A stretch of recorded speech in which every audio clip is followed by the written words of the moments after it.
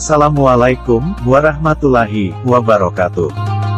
Alhamdulillah, di video kali ini, kita akan sama-sama mendengarkan Alkisah tentang kisah Nabi Zulkifli alaihi salam.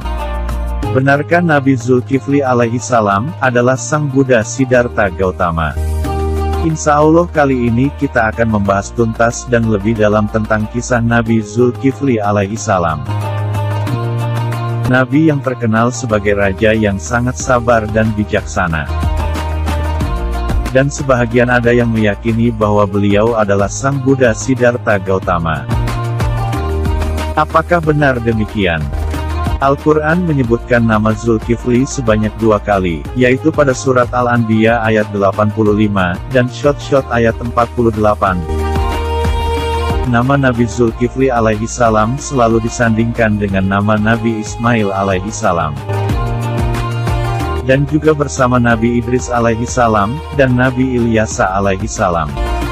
Meskipun tidak disebutkan secara tegas dalam Al-Quran, bahwa Zulkifli adalah seorang nabi.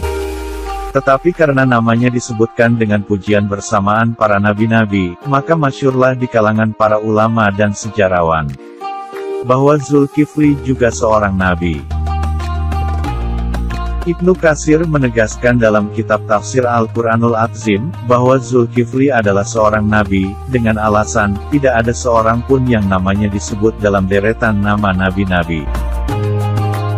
Kecuali dia adalah seorang nabi, akan tetapi ada juga di kalangan ulama Islam yang menyebutkan bahwa Zulkifli bukanlah seorang nabi, akan tetapi hanyalah seorang yang soleh dan bijaksana dan adil.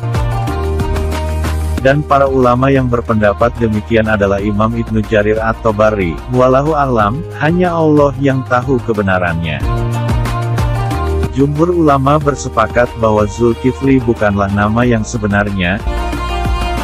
Ibnu Katsir dalam kitab tafsirnya menyebutkan, bahwa nama asli Zulkifli adalah Bezier atau Bashar bin Ayub alaihi salam. Sehingga ulama nasab menuliskan, bahwa silsilah Nabi Zulkifli adalah Zulkifli alaihi salam, ataupun Bishr bin Ayub alaihi salam, bin Amis, bin Tawah, ataupun Raja bin Rum, bin Ais, bin Ishak, bin Ibrahim al-Khalil alaihi salam.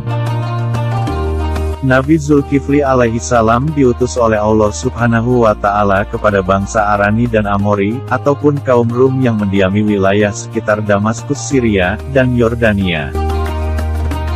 Melanjutkan tugas kenabian, yang Allah bebankan kepada Nabi Ayub alaihi salam.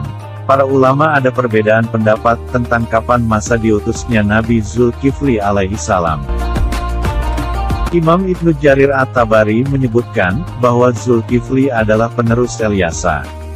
Adapun Nabi Ilyasa yang hidup sekitar abad ke-9 sebelum Masehi.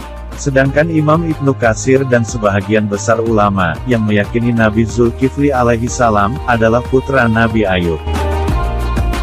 Menuliskan bahwa masa hidup Nabi Zulkifli pada abad ke-16, hingga abad ke-15 sebelum Masehi, beriringan dengan masa hidup Nabi Ayub alaihi salam. Imam At-Tabari dan Imam Ibnu Katsir menuliskan, bahwa Zulkifli adalah seorang raja di negeri Syam, yang menggantikan seorang raja soleh, sebelumnya yang sudah tua, tetapi tidak memiliki keturunan, untuk meneruskan kepemimpinannya. Ibnu Jarir dan Ibnu Abi Hatim meriwayatkan dari jalur Daud bin Abu Hashim dari Mujahid. Ia mengatakan saat Ilyasa ataupun Raja Syam beranjak tua, ia berkata, aku akan menunjuk seseorang sebagai penggantiku untuk mengurus kaumku, selagi aku masih hidup, agar bisa melihat bagaimana kerjanya. Setelah mengadakan sayembara, Nabi Zulkifli lah yang terpilih menjadi raja. Selanjutnya saat memimpin kerajaan, Nabi Zulkifli alaihi salam, tidak selalu hidup bahagia dan sejahtera. Bahkan beliau mengalami banyak cobaan dari Allah. Salah satunya adalah cobaan yang berasal dari kaum generakyatnya. Beberapa orang kaumnya mencoba menentang, dan memberontak pada Nabi Zulkifli alaihi salam. Hingga berniat menghancurkan kerajaan tersebut. Mereka berharap Nabi Zulkifli alaihi salam turun dari jabatannya sebagai raja. Akhirnya Nabi Zulkifli memerintahkan kepada segenap rakyatnya untuk ikut berperang melawan kalangan pemberontak yang berniat jahat itu. Akan tetapi sebahagian besar dari rakyat yang dinaunginya enggan mengikuti perintahnya tersebut. Alasannya adalah, karena mereka takut mati saat perang.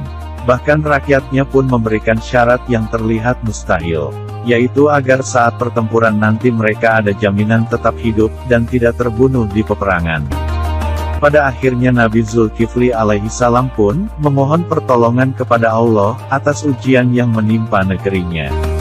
Lalu ia berdoa agar setiap kaumnya diberi keselamatan, saat melawan para pemberontak tersebut. Dan akhirnya dikabulkanlah oleh Allah Subhanahu wa Ta'ala, serta diabadikan sebagai salah satu mukjizat yang diberikan Allah, kepada Nabi Zulkifli alaihissalam. Begitu dahsyatnya pertempuran, yang cukup sengit pun berlangsung beberapa saat, dan menghasilkan kemenangan, bagi pasukan Nabi Zulkifli alaihissalam, yang hanya terdiri dari pasukan rakyat jelata, dan Allah kabulkan doa Nabi Zulkifli. Tidak ada satupun anggota pasukan yang gugur, dalam pertempuran. Setelah perang tersebut, kondisi setelah peperangan itu, kerajaan Nabi Zulkifli alaihissalam rasa sangat tentram, dan sejahtera, terlebih yang dipimpin seorang raja yang adil, dan bijaksana, serta hidup dalam kesederhanaan, dan lebih mementingkan kesejahteraan rakyatnya. Dan yang menarik dari kisah Nabi Zulkifli ini, di samping Imam At-Tabari, yang meyakininya sebagai penerus Nabi Ilyasa alaihissalam, ada juga sebahagian yang meyakini bahwa Nabi Zulkifli adalah orang yang sama dengan Yeskiel ataupun Hiskil. Yeskiel atau Hiskil adalah nabi dari Bani Israel yang hidup pada masa pengasingan bangsa Yahudi, ke Babilonia. Yeskiel lahir dan besar pada masa-masa akhir kerajaan Yehuda, pada tahun 597 sebelum Masehi. Yerusalem jatuh ke tangan Kekaisaran Babilonia baru, di bawah kekuasaan Nebukadnezar II. Yeskiel termasuk mereka yang kemudian ditangkap, dan dibawa ke Babilonia. 4 atau 5 tahun kemudian Yeskiel diangkat sebagai nabi, untuk berdakwah kepada Bani Israel. Di pengasingan beliau meninggal di Babilonia, dan dipercaya dimakamkan di tempat yang kemudian disebut Al-Kifil, di kawasan Irak. Abdullah Yusuf Ali, dalam Holy Quran, mendukung pendapat Karsten Niebuhr. Ia menyebutkan bahwa Kifli adalah bentuk Arab dari Yeskiel dari bahasa Ibrani, sehingga yang menurut pendapat ini, Zulkifli bukanlah julukan, melainkan nama asli. Terlepas apakah pendapat ini benar, Yeskiel biasanya juga dipandang sebagai nabi, oleh para ulama, seperti At-Tabari, Imam Ibnu Katsir, Ibnu Ishaq, dan Ibnu Qutaibah. Hanya saja Ibnu Katsir dalam kitab Qososul Anbiya, menuliskan mengenai Nabi Zulkifli, dan Nabi Yeskiel ataupun Haskiel dalam dua bab yang berbeda. Dan hal yang bisa memicu kontroversi dan perdebatan panjang adalah, ada pendapat yang menyebutkan, bahwa Zulkifli adalah, Sang Buddha Siddhartha Gautama. Itu tokoh pusat, dan diyakini sebagai pendiri agama Buddha. Siddhartha Buddha Gautama, diperkirakan hidup berkisar pada rentang abad ke-6, sampai ke-4 sebelum Masehi. Pendapat ini didasarkan bahwa Kifil dianggap sebagai bentuk Arab dari Kapil, pendekan dari Kapila Vastu, ibu kota Zakiyah, dan tempat tinggal Siddhartha sebelum meninggalkan istana. Pendapat ini diantaranya disebutkan oleh Hamid Abdul Qadir dalam karyanya, Buddha the Great His Life and Philosophy. Pernyataan ini menjelaskan bahwa prinsip-prinsip hidup yang dijalankan Zulkifli alaihissalam, adalah senyawa dengan filosofi hidup yang diajarkan Siddhartha Gautama.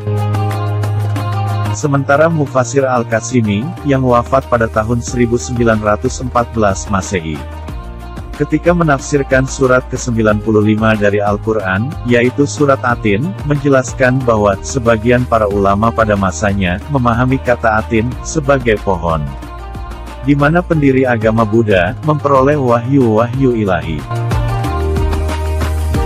Kemudian Al-Qasimi menegaskan bahwa, dan yang lebih kuat menurut pandangan kami, bahkan yang pasti, bila tafsir kami ini benar, adalah bahwa dia, ataupun Buddha, atau seorang nabi yang benar. Pohon tin, melambangkan pohon Bodhi, tempat Buddha mencapai pencerahan sempurna. Profesor Hamidullah juga berpendapat sama dengan Al-Qasimi, bahwa perumpamaan pohon buah tin dalam Al-Quran ini menunjukkan Buddha itu sendiri. Maka dari sinilah mengapa sebahagian ilmuwan Islam meyakini bahwa Buddha diakui sebagai nabi di dalam agama Islam. Sebagian berpendapat lebih jauh lagi, sampai mengatakan bahwa Buddha meramalkan kedatangan Maitreya, yang diyakini oleh sebagian orang, sebagai Nabi Muhammad Shallallahu Alaihi Wasallam. Buya Hamka, dalam tafsir Al-Azhar, menyatakan, cerita-cerita tentang Zulkifli, walaupun bersumber dari hadis, tapi kualitasnya tidak jelas, kemungkinan kisah tersebut masuk dalam kategori Israiliyat. Cukuplah yang kita yakini informasi dari Al-Quran, bahwa Zulkifli adalah seorang nabi dan rasul Allah.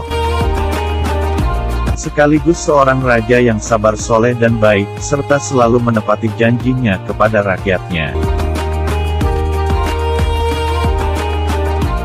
Sebuah tempat di Al-Kifil, kota di tepi sungai Yufrat, Irak, diyakini sebagai makam Zulkifli. Awalnya tempat itu dikaitkan dengan Yehezkiel karena diyakini Yehezkiel dimakamkan di tempat tersebut pada tahun 1365 Masehi, ataupun 715-716 Hijriah. Sultan Ihanak Zaitu, ataupun Kiatus bin Muhammad Hudabanda, memperoleh hak perwalian atas makam tersebut dari komunitas Yahudi.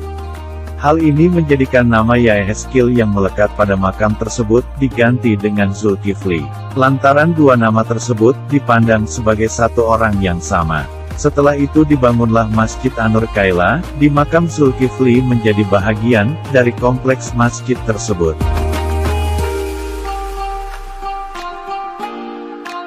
Dan demikianlah Alkisah cerita video singkat kali ini. Mudah-mudahan ada manfaatnya. Wallahu a'lam bishawab. Wassalamualaikum warahmatullahi wabarakatuh.